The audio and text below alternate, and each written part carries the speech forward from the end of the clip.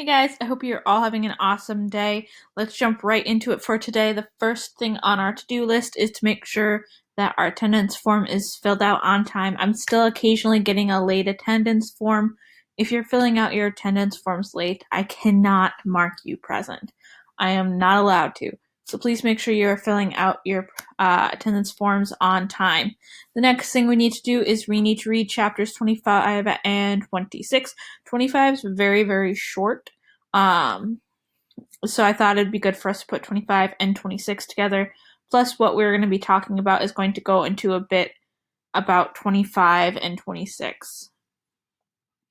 All right, so let's take a look at our questions for chapter 25. If you notice, I didn't split them up this time, mainly because the chapter talks about the same thing throughout the whole chapter, which is telling Helen Robinson the news of Tom Robinson's death.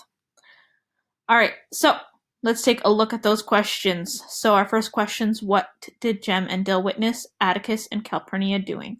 So what did they go watch them do? Our next one is how do you think Dill and Jem were impacted by visiting Helen Robinson? I want you to think about this, and I want your opinion here about how you think Dill and Jem were impacted. How do you think they were affected by visiting Helen Robinson? Our next one, how did most people in Maycomb react to the news of Tom Robinson's death? If you just want to give a couple of examples, that is fine. Our next one, describe the editorial that Mr. Underwood wrote about Tom's death. What point do you think he was trying to make? So you'll read a little bit about Mr. Underwood's editorial. He's trying to make a very specific point. What do you think that point is? Our next one, what do you think Scout means when she says, then Mr. Underwood's meaning became clear. Atticus had used every tool available to free men to save Tom Robinson. But in the secret courts of men's heart, Atticus had no case. What does Mr. Underwood mean about that? He writes that in his editorial. What do you think, why do you think Tom Robinson had no case? And our last one, when Mr. Ewell hears the news of Tom's death, he comments, 1 down, 2 to go. What do you think this statement means? All right, so our next one is chapter 26. We're going to see Scout go back to school. And we're going to be introduced to her new teacher. So let's take a look at our questions for chapter 26. The first questions are all going to take place before Scout goes to school. So before she ends up in that classroom, you'll find these questions. So our first one, what comment does Atticus make that let Scout know that her father was aware of everything they did to try and to communicate with Boo Radley? So he said something specific here. What was that thing that he said?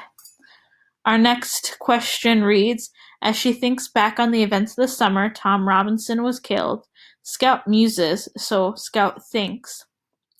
There was a one-off thing, though, that I never understood.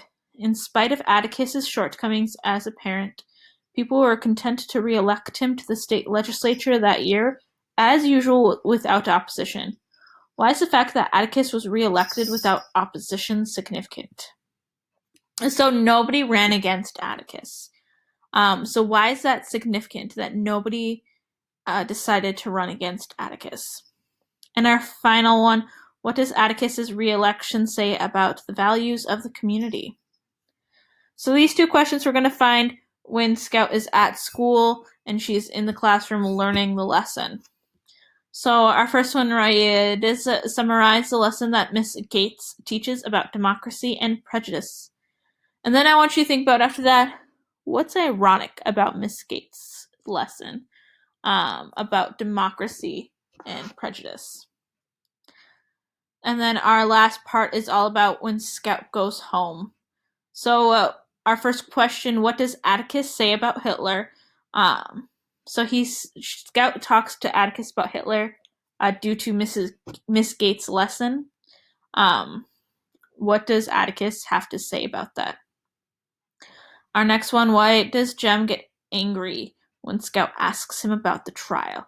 So he gets very mad. Why is he mad? And our last one, what does Atticus say to explain why Jem is acting the way he is? So you'll find that question towards the end of our chapter. All right, guys, if you have any questions, please let me know. You can always send me an email, shoot me a text, or leave a comment. All right, I will see you guys later. Have a great rest of your day. Bye.